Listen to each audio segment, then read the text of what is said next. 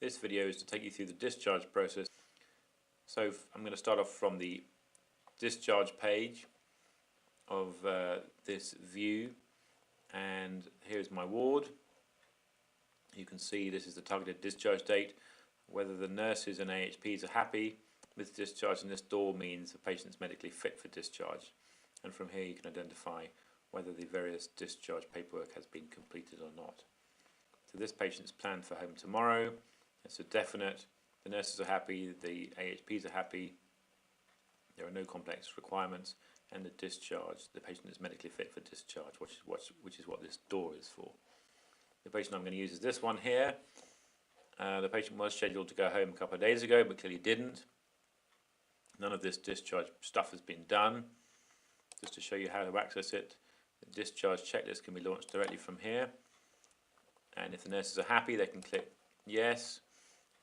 This means all the AHPs are ready. Now there's some information here. You can be a bit more specific.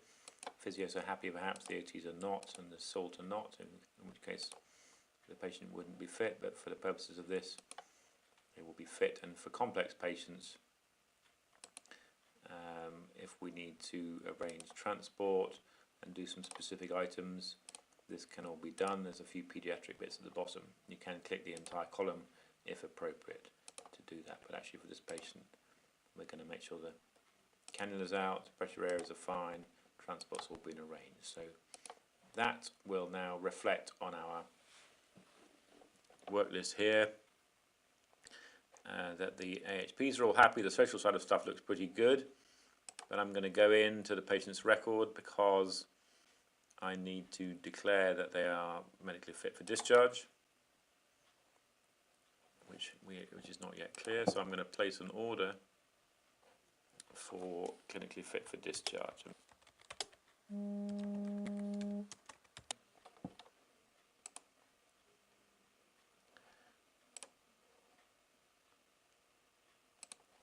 But when that's placed, now I refresh this, see the door is available and this patient's fit for discharge. Right, however, the discharge summary is not yet complete. So the discharge summary has now been completed, and you can see here the discharge summary complete yes. Key discharge details have not yet been completed. So we can go back in to the patient's record and go into the depart process. We can fill in the key discharge details. The patient's now ready to go home. They're going to be discharged with consent. They're going to go home to the usual place of residence. They're being discharged.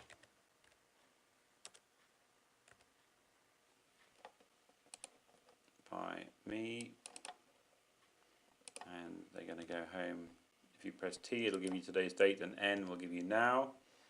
And if I tick that, and then the final step is to press this last button, which will ensure that when the patient actually gets discharged, the summary is sent direct electronically to the GP. So please make sure you do press this final button.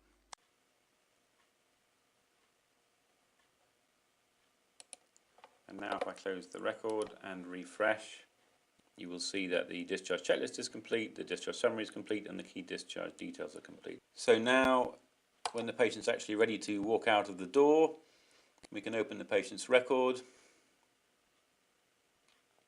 We can go to the discharge encounter conversation, and you can see that the information we put in has already been pre-populated for us, and the only thing we need to do again is T and N. The patient's good to go. Press OK, and the patient has now been discharged. If we refresh, they have vanished from our list. The patient's gone home, and because we'd completed the discharge summary, and because we've discharged the patient, the discharge summary will now go electronically direct to the GP.